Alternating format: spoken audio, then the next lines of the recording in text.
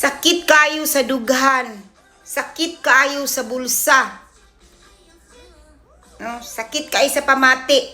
Grabing sakit akong gibati. Ayaw nang gumana mga auntie.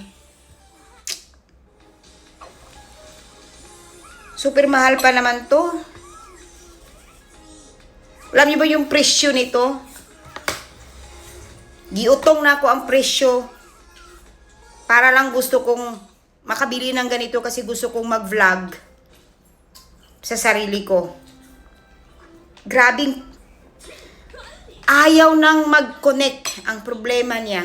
Although gagana naman siya. Kaso lang, hindi mo makita yung video mo. Paano mo ma-edit? Paano mo ma-upload? Ayaw mag-connect. Pero magamit mo siyang mag-video pero hindi mo makita. Kasi walang files. Walang content daw.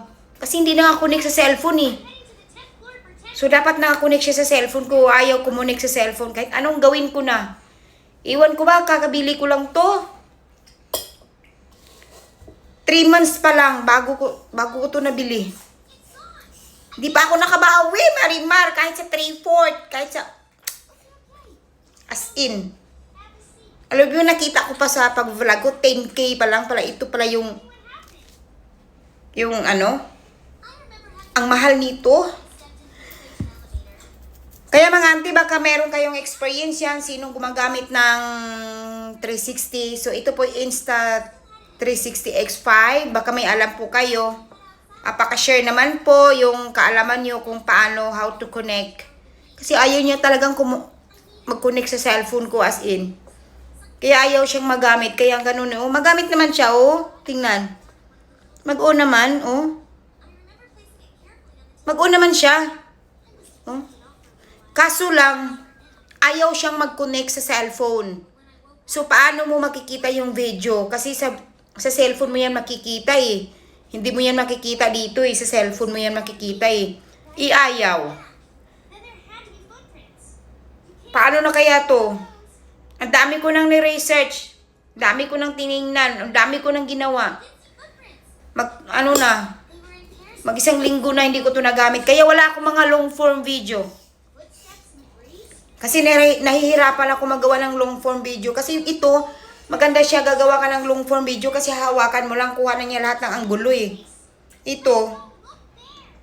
Kaya, ay,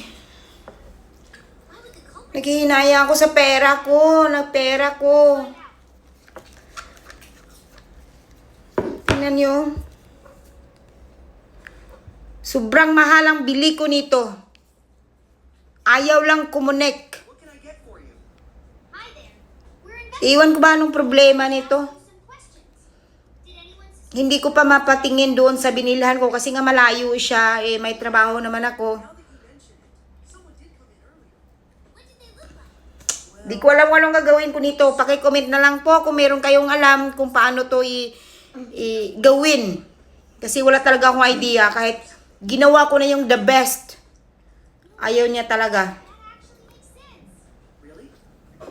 So, grabis. Sayang yung pera. Grabe, super sayang yung pera ko. Sana maano pa to, maayos. Sana maayos pa.